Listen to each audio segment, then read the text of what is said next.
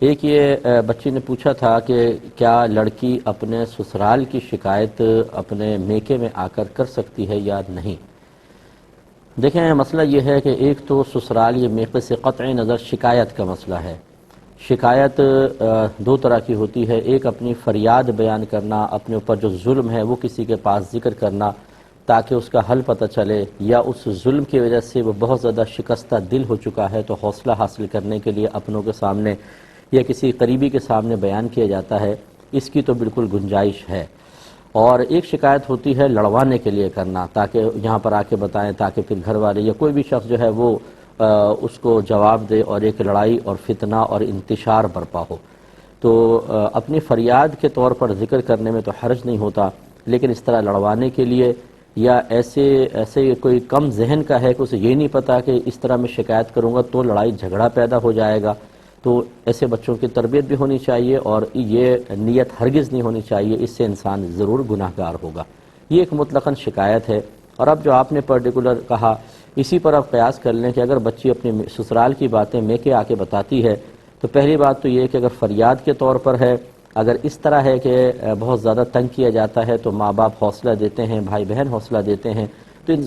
انسان میں ایک ہمت پیدا ہو جاتی ہے اور وہ حالات کا سامنا کرنے لگ جاتا ہے اور برداشت کرتا ہے، اور اپنے گھر بچانے کے لیے بچیاں اس طرح حوصلہ پا کر دوبارہ نئے سرے سے عمل شروع کر دیتی ہیں تو کوئی حرج نہیں ہے، بالکل بیان کیا جا سکتا ہے۔ لیکن اگر یوں ہے کہ شکایت اس انداز سے آگے کی کہ گھر والے میرے بیک پہ کھڑے ہو جائیں اور پھر آ کے میرے سسرال میں ایک ایک لفظ کے بارے میں حساب کتاب ہو، یہ کیوں کہا تھا ہماری بچی کو، اس وقت ایسا کیا کہا تھا، اور اس میں یقینی سی بات ہے کہ فتنہ ہوگا، انتشار ہوگا، لڑائی ہوگا، جھگڑا ہوگا، تو پھر ایسی شکایت کرنے کا مطلب ہے خود اپنے پاؤں پہ کلہاڑی مارنا، اپنے گھر کے سکون کو تباہ کرنا اور جدائی کا راستہ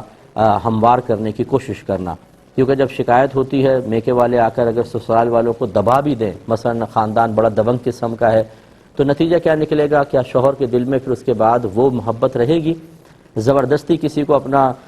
مطلب قریب کرنے کی کوشش کرنا کہ مجھے دیکھو میں کیسی لگ رہی ہوں، میں دیکھتے کیوں نہیں ہوں؟ اچھا جی، وہ بیچارہ ڈر کے دیکھے، اس میں کوئی مزہ آئے گا؟ اس طرح زندگی گزارنے کوئی فائدہ ہے؟ یہ سلطان رہی مصطفیٰ قریشی کا ملاپ ہے یا میاں بیوی کا ملاپ ہے؟ تو پھر وہ اس طرح کی رسمی کارروائیاں رہ جاتی ہیں۔ سسرال والے بھی سامنے ذرا نرم رویہ رکھتے ہیں کہ نہیں بھی میکے والے آ جائیں گے پھر دوبارہ، لیکن وہ محبت اور پیار تو قائم نہیں ہوتا۔ تو یہ طریقہ کار بالکل غلط ہے۔ کوشش ہونی چاہیے بچی کو کہ اپنے سسرال کے معاملات کو کم سے کم اپنے میکے میں آ کے ڈسکس کریں، کیونکہ وہ لوگ جب ریئیکشن دکھائیں گے ان کو نہیں پتا کہ ساس کا مزاج کیا ہے، شوہر کا کیا ہے، نندوں کا کیا ہے، سسر کا کیا ہے، دیور جیٹھ کا کیا ہے، وہ بچی بہتر جانتی ہے کیونکہ اس گھر میں ہے، تو اس لیے پھر وہ کام بگڑتا ضرور ہے، بنتا بہت کم ہے۔ ہاں، اگر وہ سمجھتی ہے کہ اپنے تمام تر احتیاطی تدابیر کے باوجود، اچھی تربیت کو بروئے کار لانے کے باوجود پھر بھی سسرال والے زیادتی کریں تو پھر اپنے والدین سے ڈسکس کرنے میں حرج نہیں، اور اس میں بھی حتی الامکان ہونا چاہیے کہ یہاں اچھی طرح مشاورت ہو، پھر محتاط قدم اٹھایا جائے تو بہت بہتر ہوگا۔ دیکھیے، بہن نے کویسچن کیا تھا کہ وضو کے بعد میک اپ اگر کسی عورت نے کر لیا اور پھر نماز کا وقت آ گیا تو کیا میک اپ کے ساتھ نماز ادا کی جا سکتی ہے یا نہیں؟ تو بالکل کی جا سکتی ہے۔ اب یہاں دو سوال کے پہلو نکل سکتے ہیں، ایک یہ کہ وضو کے بعد اگر میک اپ کیا تو وضو قائم رہے گا یا نہیں رہے گا؟ تو یہ وضو ٹوٹنے کے اسباب میں سے نہیں ہے، وضو بالکل قائم ہے۔ دوسرا یہ سوال کا پہلو ہو سکتا ہے کہ اگر میک اپ کر لیا اور اس میں کوئی ناجائز چیز سنتے ہیں، جیسے جو لپسٹک کے اندر ہے، نیل پالش میں ہے، کوئی ناجائز چیز ملی ہو تو کیا اس سے وضو پہ فرق پڑے گا یا نہیں؟ دیکھیں، اگر فرض کر لیں ناجائز چیز بھی اس میں ملی ہوتی، وضو پہ فرق نہ پڑتا، یہ بھی وضو ٹوٹنے کے اسباب میں سے نہیں ہے، وضو تو قائم رہتا۔ لیکن ہاں یہ ضرور ہے کہ اگر واقعی کوئی ناجائز چیز ہو تو اس کے ساتھ نماز ادا نہیں کی جا سکتی۔ لیکن جو ہمارے یہاں کے میک اپ ہیں، یا فرض کر لیں باہر سے بھی کوئی پروڈکٹ آتی ہے، جب تک اس کے بارے میں 100% شیورٹی نہ ہو کہ اس میں کوئی حرام چیز ملی ہوئی ہے، اسے حرام یا ناپاک نہیں کہہ سکتے ہیں۔ وہ شیورٹی کیسے حاصل ہوگی؟ آپ نے اپنی آنکھوں سے حرام کو ملتے ہوئے دیکھا ہو، یا کوئی بہت ہی نیک پرہیزگار متقی شخص جس سے کبھی جھوٹ منقول نہ ہوا ہو، ظاہر باشرع ہو، وہ خبر دے کہ میں نے دیکھا ہے کہ کوئی ناجائز چیز ملی ہے، اس کی بھی دیکھنے کی شرط ہے، ایسے شخص کو عادل کہتے ہیں۔ اور تیسرا یہ کہ آپ کو خود نجاست کا کوئی اثر اس کے اندر نظر آ رہا ہو، فرض کر لیں کوئی اسمیل وغیرہ ایسی کوئی ہو، فرض کر لیں، تو پھر ایسا ہے۔ ورنہ خالی گمان کے جی باہر سے چیز آتی ہے، وہ ہو سکتا ہے انہوں نے سور کی چربی ملا دی ہو، فلاں چیز ناپاک آئل ملا دیا ہو، اس کا کوئی اعتبار نہیں، آپ کے لیے اس شے کا استعمال جائز ہے۔ ہاں اگر کوئی کہتا ہے کہ جی مجھے